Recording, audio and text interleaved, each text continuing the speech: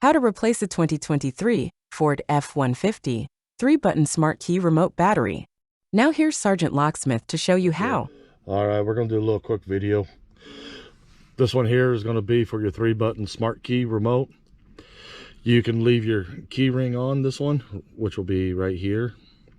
You will need a battery for this, which is a CR2450, and you won't need no tools.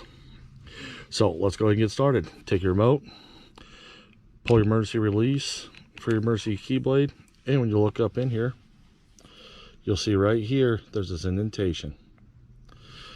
Go ahead and take your emergency key. It is beveled on the end. Just slide it in there and you'll hear it just pop. Once it does, twist it and your housing will start to lift up. You can use your blade and keep pushing it up in there, or if you want to turn around and use your fingers in this gap, you can.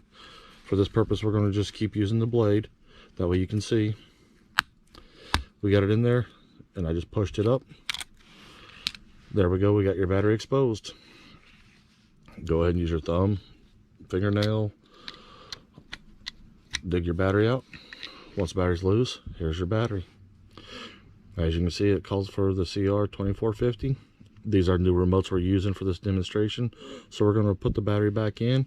Take your battery, put it in, and go and push down, and it will set a slight angle, which is perfectly fine.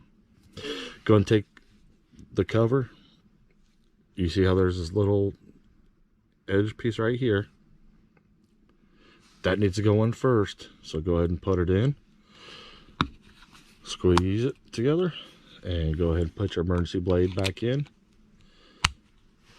And there you go. You've just changed the battery on your 3-button smart key remote. Thanks for watching Sergeant Locksmith, and let's be safe out there.